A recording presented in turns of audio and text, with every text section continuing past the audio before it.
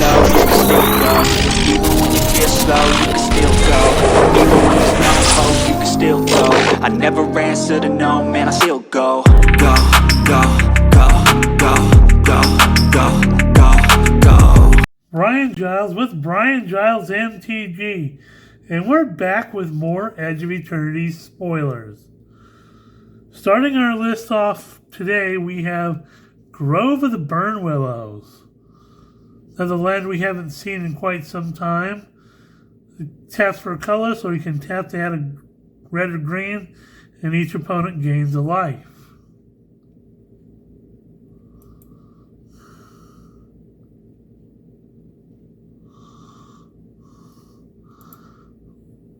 We have Mirror Pool, a land that enters tapped. You can tap it to add a colorless, or pay a colorless and 2 generic, and tap and sacrifice it to copy an instant or sorcery spell you control. Choose new targets for the copy. Or pay a colorless and 4 generic, tap and sacrifice it to create a token as a copy of target creature you control. So that could be quite useful. Not gonna lie.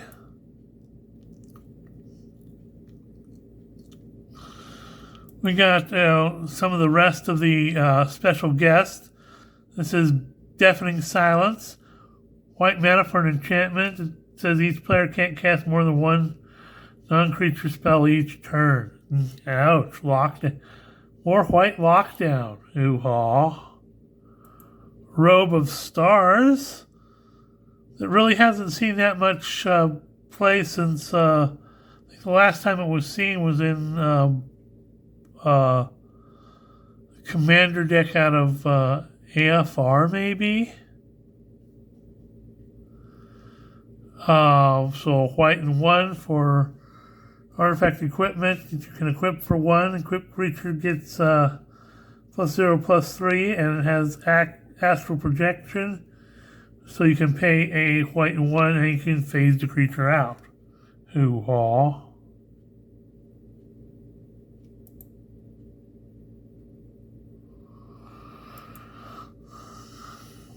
Now, coming up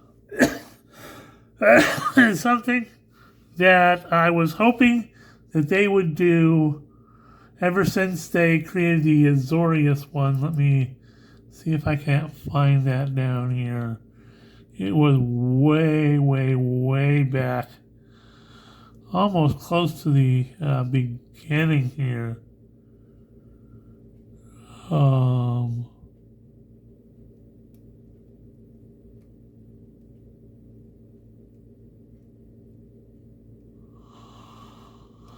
Yes, when they did the Celestial Colonnade. I was hoping that they would have the rest of the cycle in here, and here they are. Starting off with Creeping Tar Pit, the Elemental Manlands. We haven't seen these since, I guess, Zendikar Expeditions. So it's land you can enter tapped. You can tap it to add a blue or a black, and for a blue, black, and 1, it becomes a 3/2 blue and black elemental creature that's still a land and can't be blocked this turn. Hoo-haw.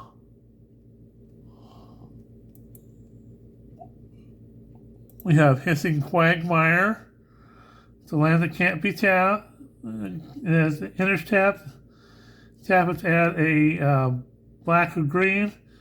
And for black, green, and 1, it becomes a 2/2 black and green elemental creature with Death Touch. And it's still a land. Lava Claw Reaches. It's a land that enters tapped. Tap to add a black or a red.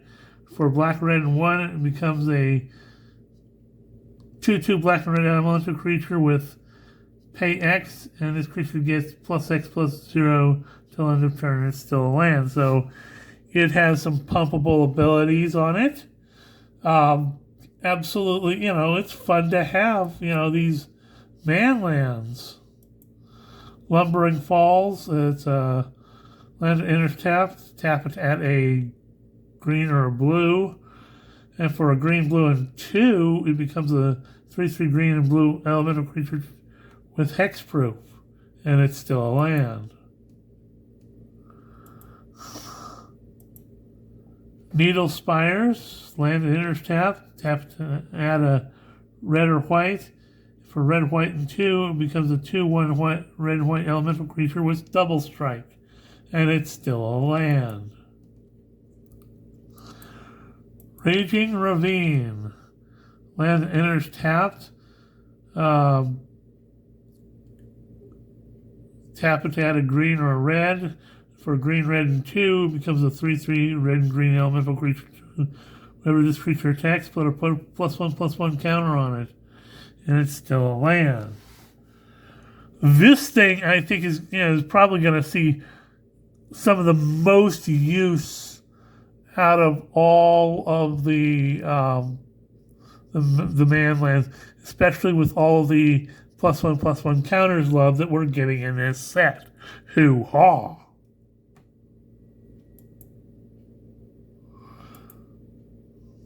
We have Shambling Vent. The land enters tap it at a white or a black. For a white, black, and 1 until in turn the land becomes a 2/3 white and black elemental with lifelink. And it's still a land.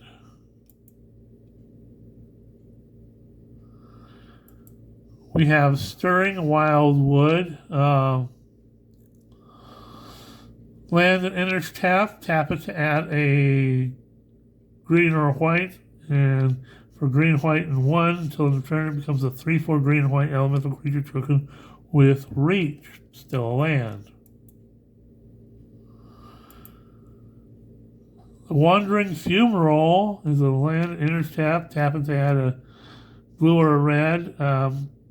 For blue, red, and 2, it becomes a 1/4 red and blue elemental creature token with pay 0, switch this creature's power and toughness till end of turn.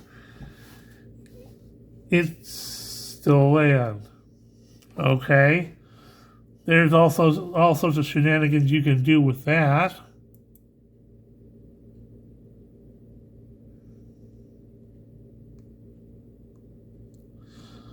Okay, next up we have some of the stuff from the special guests, the rest of the special guests. So Darkness from Legends. Single black mana to prevent all combat damage that would be dealt this turn. So this is the Black Fog. So it's an instant to prevent all combat damage. Hoo-ha! We have Burgeoning. It's green mana for an enchantment. Whenever an opponent plays a land, you may put a land card from your hand onto the battlefield. Because we need more ramp, right? We have Green Sun Zenith. A green and X for sorcerer reads. Search your library for a green creature card with mana value X or less. Put it onto the battlefield, then shuffle. Shuffle Green Zenith into its owner's library. The Zenith cards were absolutely powerful because a lot of them you shuffle them right back into the library. This is a creature tutor. That's all you have to do is pay the converted mana cost, and oh look, it's on the battlefield, and this goes back in your deck. It's a commander staple for anything that you play green in. So hoo-ha.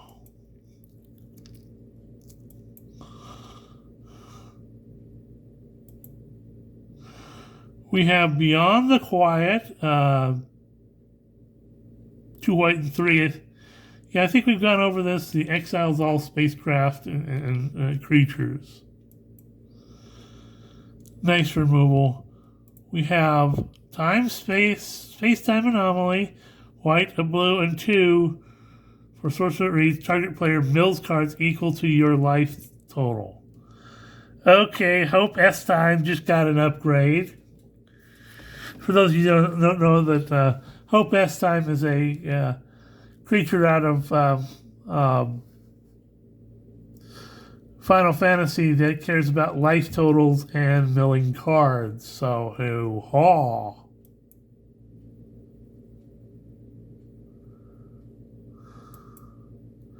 So, Zoo Ifit, Osteoharmonist, is 2 black and 1 for a 2/3 human wizard. Tap it to return target creature card from your graveyard to the battlefield. It's a skeleton in addition to its own. Okay, we've gone over this previously. This is the alternate version of it. And we have Deserted Temple, another land that really, you can do an infinite combo to get infinite mana along with this. So it's a land, tap it, add a colorless, or pay a generic and untap target land. So untapping lands is the thing to do.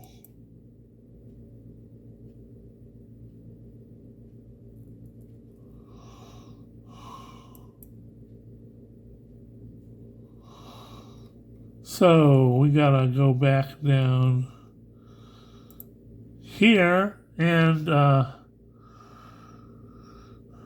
we got Devastating Onslaught. This card is insanely powerful. Now, a red and 2 X's for sorcerer reads create X tokens that are copies of target artifact or creature you control. Tokens gain haste until end of turn, sacrifice them at the beginning of the next end step. So you can create basically a huge army.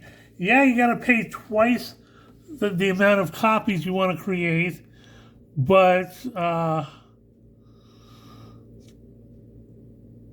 you sacrifice them at the beginning of the next end step.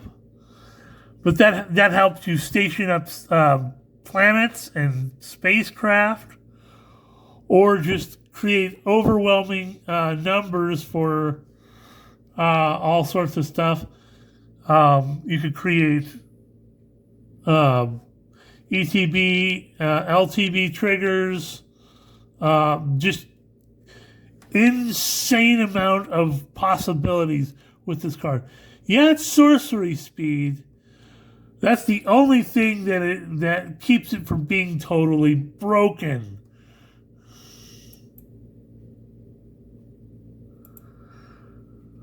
We have Dubious Delicacy. This thing is absolutely crazy in terms of it being a food. So it's a black and 2 for a food, artifact food with flash. When it enters, up to 1 target creature gets -3/-3 till end of turn. So it's removal which removes, a small to medium-sized creature. You can pay 2 and tap and sacrifice it to gain 3 life like any food. Or you can pay 2 and tap and sacrifice it to have an opponent lose 3 life. This thing, in any deck that you're running food in, like a Yigra deck, a Maha deck,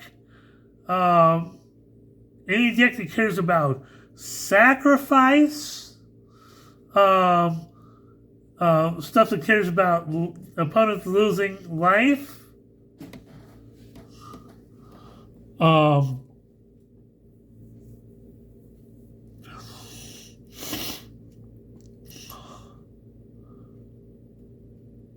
next up we have Invasive Maneuvers.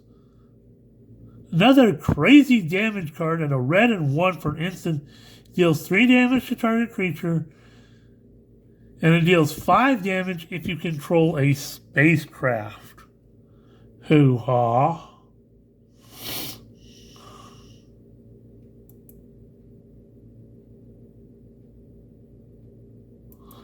We have Honor. I love this card. Single white mana for a sorcery that says put a +1/+1 counter on target creature, draw a card. Real card draw in white. This thing is powerful. You get a +1/+1 counter on a target creature, and you get to draw a card for a single white mana. This thing is gonna be used everywhere you're playing white. I don't care how... As long as you have a creature that you can put a +1/+1 counter on it,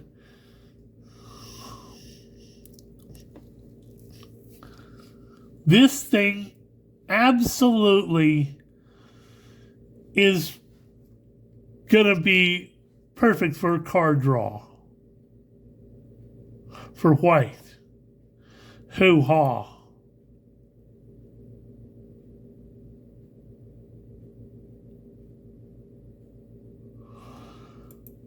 We have Halia, Ascendant Cadet, for a green 2 white and 2 for a 3/3 legendary human soldier.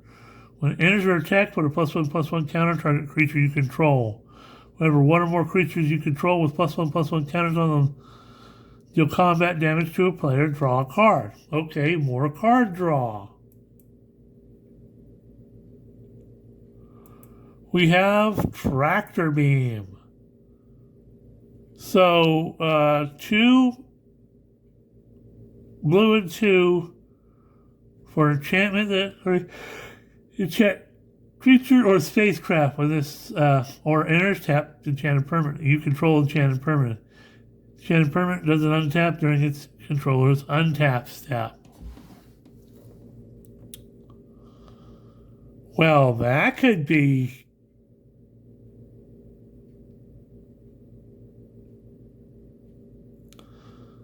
I don't know what this would do to commanders, because it doesn't remove it or... This in Commander is gonna be wild. If it works the way I think it does, you're gonna be able to steal an opponent's commander and basically lock it down so you can't use it. So they can't use it. That's insane. Hoo-ha. We have Wedge Light Rammer for white and 3. You get a artifact spacecraft. When it enters, you create a 2/2 robot artifact creature token. And when you station it up with 9 or more counters, it's flying for a strike and a 3/4. So hoo-ha.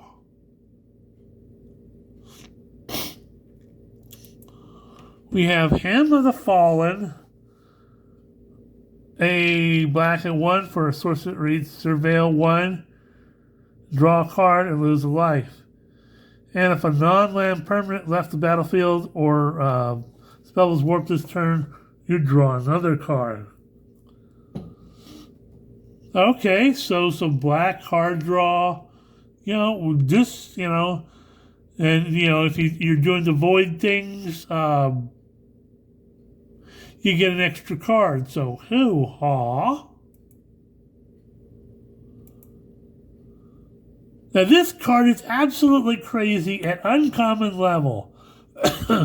This is Steel Swarm Operator, a blue and 1 for a 1/1 artifact creature robot soldier with flying. Tap it to add a blue mana and spend it only to cast an artifact spell. Or tap it to add 2 blue mana and spend it only to activate abilities of artifact sorcerers. Hoo-ha. That's not at all, especially with Phenomenon, the right hand that you're doing all sorts of blue artifact shenanigans with. Yeah, this thing is going to be fun. Hoo-ha.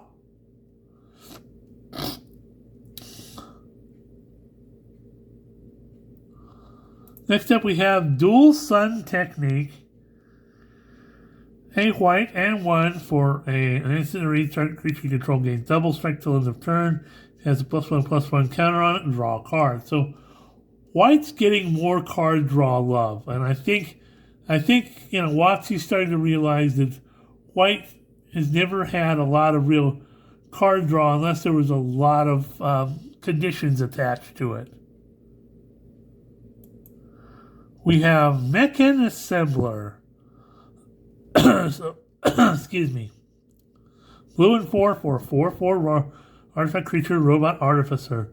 Whenever another artifact you control enters, create a 2/2 colorless robot artifact creature token.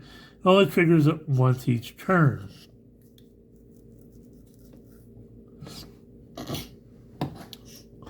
So this thing pumps out, at least once a turn, 2/2 robot artifact creatures. When another artifact pops in. So, yeah, blue artifacts are going to be a thing. Okay, this thing is insane. This is Requiem Monolith. A black and 2 for an artifact that reads, tap it until end of turn, target creature gains whenever this creature is dealt damage. You may draw that many cards and lose that much life. That creature's controller may have this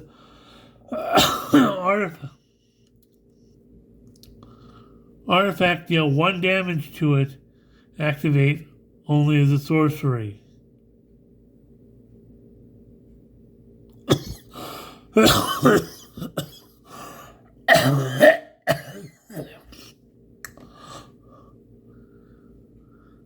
Nobody's gonna break this. No! Who would ever break this? A creature that has indestructible that you can just...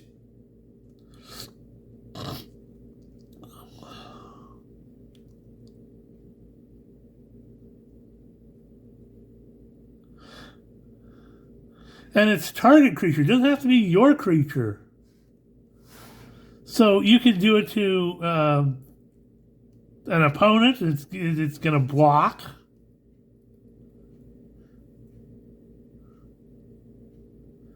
And then you could have the damage go through to it. You just draw a whole bunch of cards and lose, well, that much life.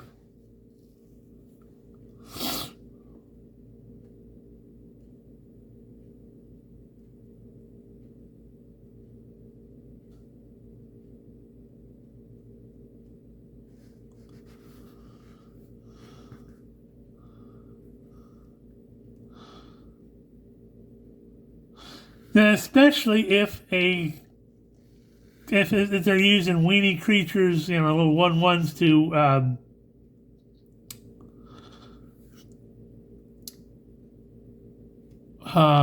chump block, you can gain card advantage real quickly. It's not at all broken. No. Why would it be broken?